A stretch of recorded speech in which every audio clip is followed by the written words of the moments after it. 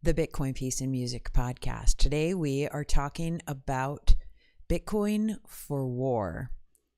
And I'm hearing a lot of conversations out there that people are concerned about banning Bitcoin and banning crypto because Russia is starting to try to evade the economic sanctions and all the different implications of that. So I'm curious.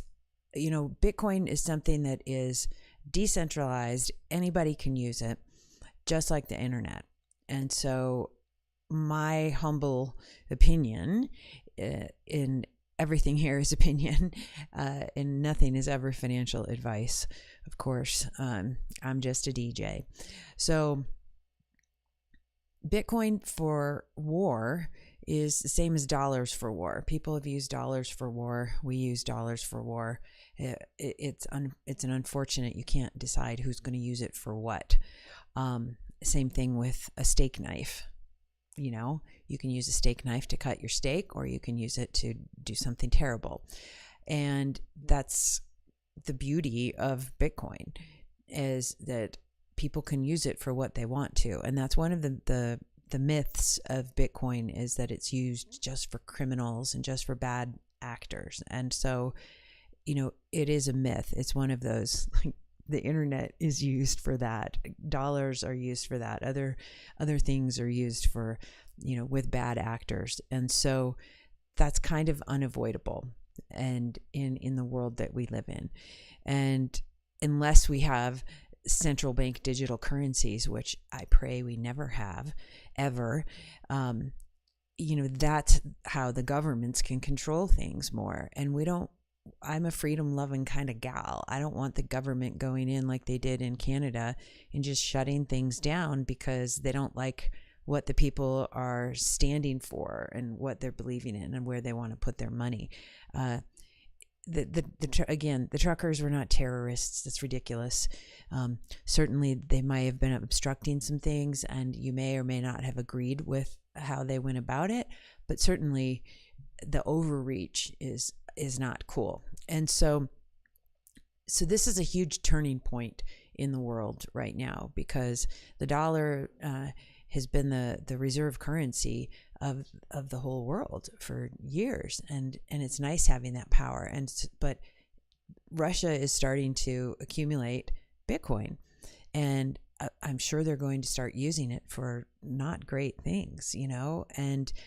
But that's the nature of the world. And so rather than worrying about, is Bitcoin going to get used by the Russian oligarchs and all the different people over there in power, again, we have to look at what's happening. What's the big picture here? Why is Russia in Ukraine? Like, in this moment, innocent people are in their basements with blankets trying to stay warm. Now they're being targeted by Russia, and Russia has control of the Chernobyl nuclear plant. Ukraine is also home to I believe it's 40% of the world's uranium reserves. That's not good. That's what I think we need to be talking about and worrying about, is Mr. Putin getting his hands on all of this, and what is the ultimate end game. I'm not a chess player, but I mean, I play with my son. He beats me all the time. I think I won once. But what's the end game here? You know, this is the fact that for a period of time, we kept watching the military buildup on three sides of Ukraine, and everyone's like, oh yeah, they're not going to do anything. I mean, yeah, they are. You don't put 100,000 people with guns and tanks and missiles and surround something unless you're planning on using them. That shit's expensive, and it's hard to deploy people. So I'm not a military person, but I know that much. And so we saw this coming, and obviously the first hope is to use diplomacy, but diplomacy did not work. And there's a lot of reasons why the diplomacy didn't work, because we're dealing with somebody who is not diplomatic and doesn't care about the rest of the world. He cares about himself, and, he's not a sane human being. And unfortunately, we're getting the repercussions of this, and it's going to trickle out. This is a huge, huge turning point for our world and each other. And again, the podcast I did yesterday was a prayer for peace for Ukraine. And I really believe, and for everyone, not just Ukraine. Right now, this is in the forefront of the biggest energetic thing that's happening in our world that we can see. Obviously, there are thousands, millions, billions of other people in other parts of the world that are suffering just as much and being terrorized by violence and by men who want to have power over. So part of this podcast and part of this experience is, again, talking about how can you as an individual make a difference? How can you have a happier life and become the happiest person that you know? And if more of us are like that, Angel agrees here. If more of us are happy and free and living our best lives, it's contagious, okay? It is a wonderful viral experience, and you uplift the people around you when you're doing that, and then they get excited because they're like, I'll have what she's having. Oh yeah, baby, give me some. And so rather than looking at the macro of what's happening and getting overwhelmed, depressed, anxious, hopeless, we have power on our daily practices and our daily lives, again, to make decisions that are conscious in the name of love, in the name of peace, in the name of brother and sisterhood on our planet Earth. And we are being maliciously programmed by organizations that are run by a few people that want to control us. So when you are numb, dumb, sick, scared, and broke, you become a little marionette. You are a puppet. You are easily controlled and you are easily manipulated. And that's what is happening. And that's what's been happening for years, not just these last couple of years. This has been going on for so long. And it's getting worse and worse and worse because we're so plugged into this media, this mainstream media and social media. And we are not plugged into being human with each other and with ourselves. And so it's really, really important. It is of the utmost importance for your mental health and sanity, and especially Bitcoiners and people who are in this volatile wave.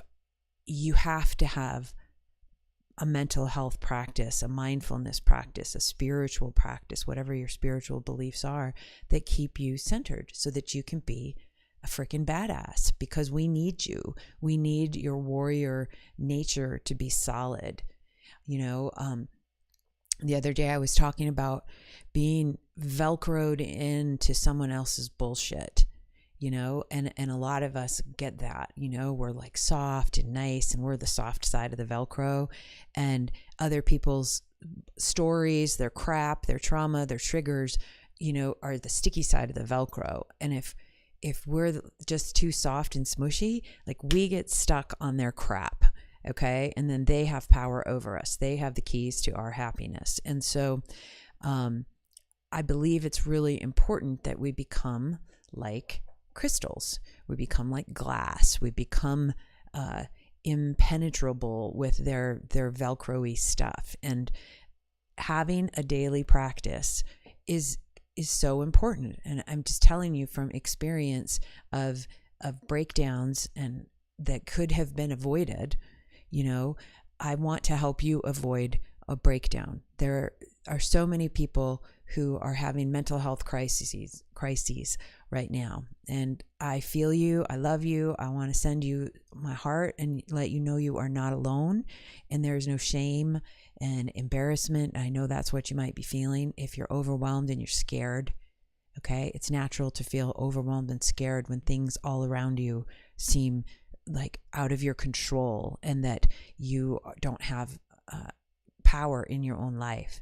And we do have much more power than we give ourselves credit for. Okay. And that power comes from creating that daily mindfulness practice. Okay. And again, whatever works for you. I like to share what I do because that's what I know how to do. And what works for me, again, it's meditation, it's dance, it's music, it's writing. I love talking. This is therapeutic for me to do this podcast and this stream, because it helps me get the tin can and the penny thing going on inside of my head out, and hopefully serving other people like you with little microdoses and tidbits of actionable things that can make your life a little bit better. And so imagine if we're all in a happy place in the world, like if we're all in a good spot where we feel safe, we feel that our kids have opportunities and safety and the ability to make different choices in their life. I haven't finished this podcast yet, but I was listening to an interview this morning with Natalie Brunell and Peter McCormick, and she was talking about being from Poland, and her parents had to wait 20 years on this lottery to get over here to the United States, and how difficult it was for her and her family to make life happen, and that they didn't have the choices over there in Poland under the communist regime back in the day to do anything other than what their station in life was. They didn't have that upward mobility. They didn't have opportunity. And so listening to her story really touches my heart, because so many people are still stuck in those places around the world. And the United States is not perfect. Democracy is an experiment. Remember that. It's only 250 years old. It's not like, this is tiny in the grand scheme of humanity. And so no systems are perfect. But what can make them more perfect, what can make our union more perfect, I think, is love. Love wins. It will always win. And I another thing I saw last night, and I thought it was sweet, because I think I was talking about being a mom and how the moms, nobody who's a mom, and you know who you are, ever imagines that their child is going to get sent to war. No mom ever conceives her baby and says, I can't wait to raise a killer.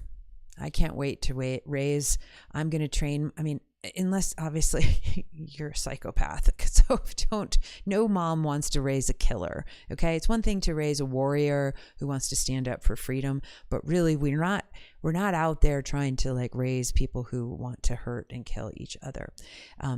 Most 99.9% of women and moms aren't interested in that. But, it was interesting because there was another woman, and I forget your name, but it had I want to say 10 million views. It was amazing. This woman made a little love letter to Putin, and she was saying, if I was your mother, I would have loved you, and if I was your mother, I would have kept you warm, and all this. It was really sweet, and I thought that was really, really loving. And I thought, I think the same thing too. And I think the same thing as a mother, because as a mom, our job is to protect our children, number one. That's number one. Don't let them die, especially those first 5 years. Holy shit. It's like, don't lick the light socket and all that stuff, and don't put this in your mouth and don't fall down the stairs. It's like you're constantly on alert. Like even when you're sleeping, you're like, oh God, are they going to fall out of the fucking crib? It's so stressful. It's just like, oh my God. But no matter how much we love our children, no matter how good we are to them, no matter how much warmth and love and care we give them, just like you, we each have our own destiny, our own karma, our own story, our lessons, our spiritual curriculum to fulfill as part of the whole, the macro, the infinite, the one. And clearly Mr. Putin has his own spiritual curriculum. He came here. He's a teacher for us somehow, just like all these other leaders and politicians and billionaires and people who are controlling the world. They're somehow our teachers, and we're teaching them too. And we're all in it together. And I love looking at things from an interconnected network perspective, because I just do. I like looking at the big picture of the everythingness of it all. And for some reason, this is part of the theater, part of the story, the opera of life, that we have to go through this. And it's terrible. And we have free will. So we have, especially in our country, we have the opportunity to stand up, use our voices, be heard, do something, speak out against policies and things that don't work for us and that we believe hurt us. Again, I believe the whole political system is corrupt. I believe it is a swamp. And if you swim in the swamp, you shall get leeches and you will be dirty. Most people who enter politics probably have this when they're young, and I'm going to go change the world, la da da da. And then you get in and you realize, oh my God, this game is so dirty and yucky. And if I want to play it, I got to play the dirty and yucky game. So as much as politics has a lot of influence on our day-to-day lives and our the macro, it's like the people, we have so much more power than a few people in government, but we don't use it and we don't know it. You know why? Because we're numb, dumb, sick, scared, and broke by design of those people. And so when we decide to say yes, and more importantly, fuck yes, to our financial sovereignty and power, and understanding that we have the power to use our voices for good. Use your power for good, Batman. We become the leaders. We become the ones in control of our lives and helping to make this world as we see it could be, which is hopefully safe, happy, and healthy for everyone. Everyone deserves to have a home. Everyone deserves for their kids to be able to be safe. Everyone deserves for their kids to be healthy and to have access to medical care. Everyone deserves access to a financial system that is inclusive. If you have an idea or a dream or a vision and you want to go sell pink candles that have Prince's face smashed into them, you should be able to go do that. You know, that's exciting. That's part of the human spirit and what makes us so interesting. And we're not, as much as I love my dog, she's not ever going to be an entrepreneur. Ever. She's never going to be an artist. She's never going to be a musician.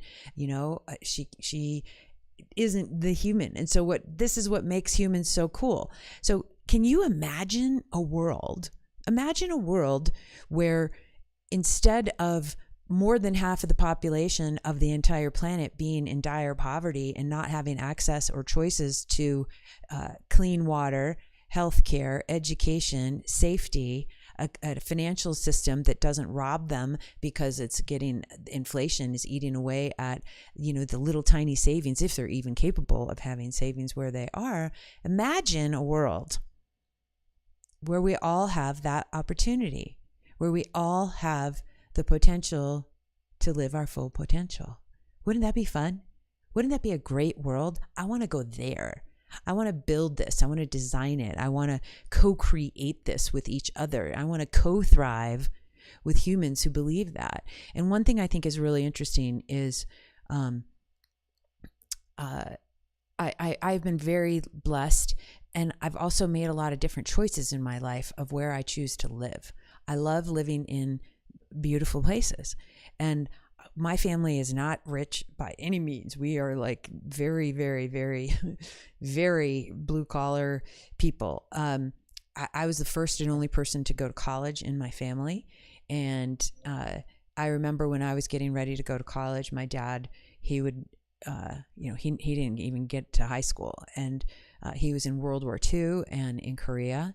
And he didn't understand, like, you're a woman. You're going to be barefoot and pregnant by the time you're 18. Why are you even thinking you're going to go to college? And I was like, fuck you. I'm totally going to college and I'm getting the heck out of here, out of Detroit. And I love you, Detroit. I'm glad I'm from the Motor City, but no thanks. I don't want to, I love you and appreciate you, but I don't want to follow this path. I want to go to the next level. And so I made a lot of choices that were totally out of the norm, the realm of what they were expecting of me as a woman, back in the 80s. And I was like, yeah, I'm out of here. And so I chose to live in a lot of beautiful places because I love the ocean more than anything. I love being at the warm, blue, crystal clear Mama Ocean. It's my 1,000% medicine.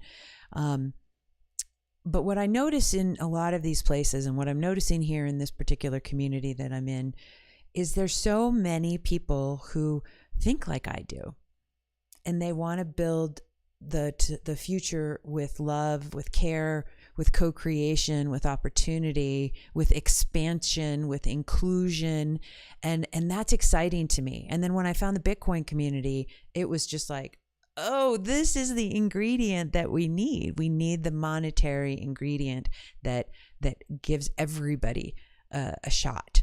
It levels the playing field. And so this is why my life's work going forward is dedicated to Bitcoin, peace, and music. And like I said, I believe Bitcoin and music have the power.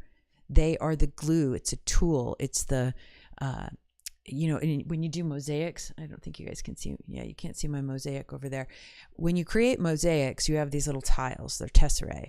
And then you have a substrate that you put them on. But the stuff that you put in the middle, there's grout. There's glue underneath of all of it, and it holds it all together.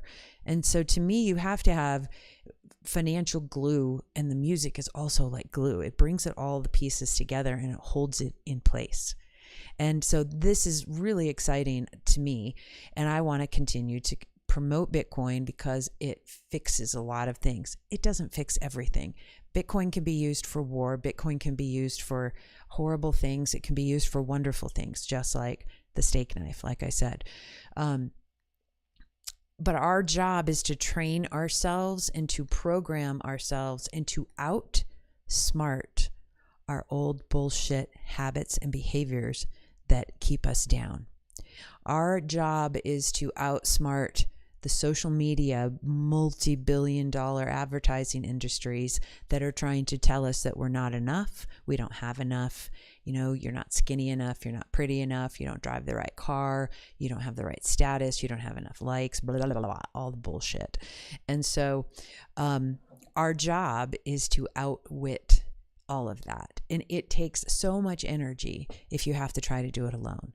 But my hope is to not have to go do this alone, and to be together on this journey, and to gather souls, hearts, minds, people who have the same mission. Okay? We can co-create a better world for everybody, for our children and for all these next generations. We have the ability to use our voices and message for good. It would be nice if I just if I knew how to do coding and development, and then I could be more of a part of how to create that. But I'm not. I'm a speaker. I'm a talker. I'm a DJ. Somehow I use the sound of the vibration of sound and words to make a difference. And that's my gift. And that's what I can offer this world. And so I am intending on doing that and getting people together to remember who you are and why you're here. Remember, you are a child of God, of love, of light, of the universe, whatever God you believe in. Okay? You are that. Remember.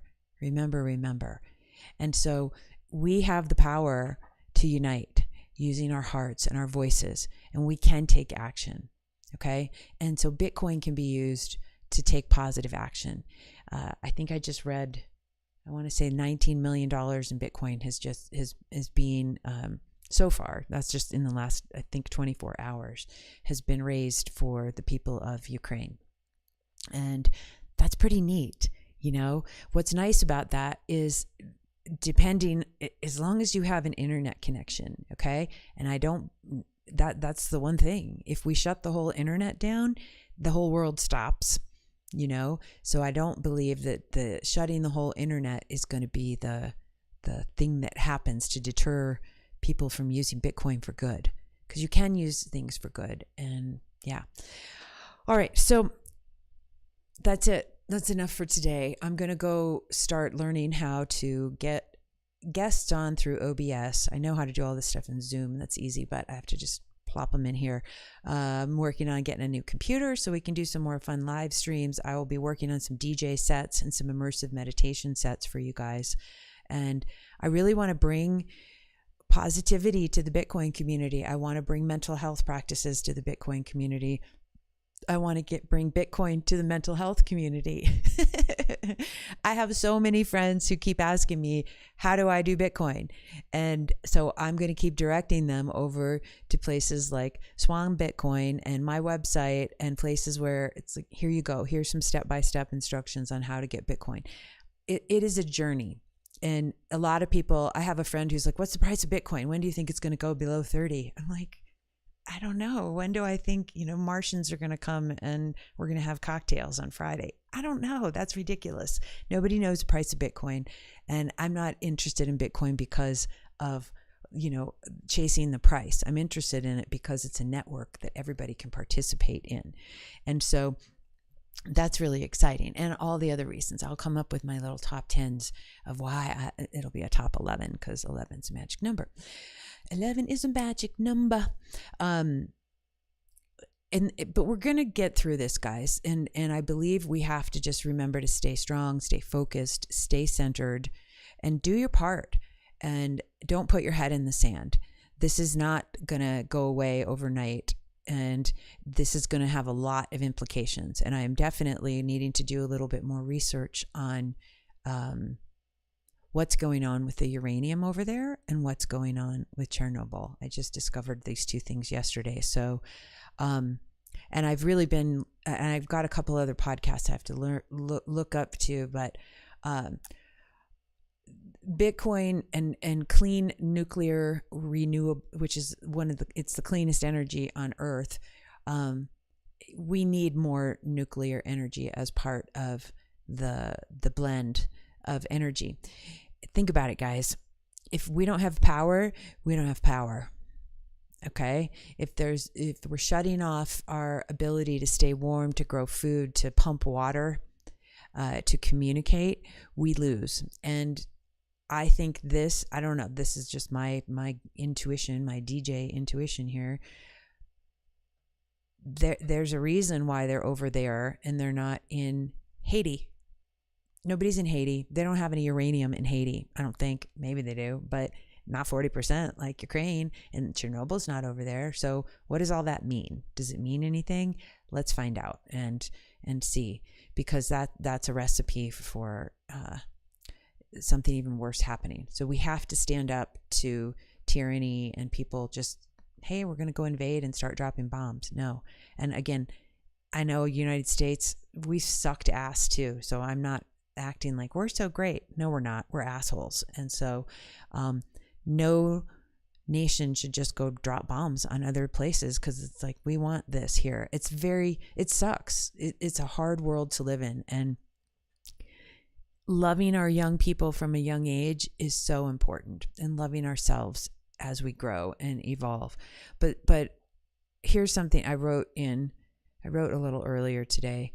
I'm a super peace loving person. Love peace, love, totally. And if something gets so big and overgrown, like a tumor, cancer can turn into tumors if not treated very, very early. And I believe that fear can cause this: hatred, anger, trauma, feeling powerless and hopeless. It creates a sense of lack, and the energy systems start going all crazy. I think that at some point, unfortunately, you can't love and hug and meditate and dance and pray away a grapefruit-sized tumor on your face. Okay? You can't do that. It's not going to work. You need to get in there surgically and remove it and do some serious treatments. And so I equate Mr. Putin to a giant tumor. And, no kissing and loving and, he needs more hugs. That's not really going to work. Clearly, this man has no respect for other people and freedom and life and honor. And so it's one of those things, like, if we as individuals and as parents, if we can help get ahead of the curve so that our being on the planet doesn't turn into this violent nature, that's a good thing. But I don't know what to do here with this guy. I'm not obviously a military or political strategist or anything, but it just seems like we can do our part, and we have to figure out how the heck to deal with this as a world, because this impacts everybody. And Bitcoin has definitely caused me to be so much more of a globally minded citizen. And I've always thought, like, I'm globally minded, yay. I haven't really been, because I haven't understood how things work, and learning about Bitcoin has helped me really understand what's missing in the world, and how unfairly people are treated, and how they're so manipulated around. But yeah, I want us to do preventative maintenance and preventative actions on our daily lives, so that we don't turn into the problem, and that we don't turn into a giant breakdown or something violent like this that's impacting all these people. And so that's where, again, the daily peace practice comes in. And I hope you can figure something out for yourself. Go meditate, go enjoy beauty, go be grateful for the things in your life, and remember they're worth fighting for, and other people have fought so that we have the privilege to be here now in our privileged lives. And so if you're listening to this, you're privileged because you either have a phone or a computer, and you're also privileged because you can hear and you're not deaf. So what a gift. So just think of that, if nothing else. But just a little prayer for y'all at the end, and a little blessing that is from my heart to yours. You are more powerful than you understand. You're infinitely more wise than you understand. All of these years here on earth have led you to this moment. And again, you have an opportunity, as each moment presents a blank canvas, and you get to decide, what am I going to choose next? Will I choose peace? Will I choose hatred? Will I choose fear? What would you like to choose for yourself right now? And I invite you to take a deep breath with me.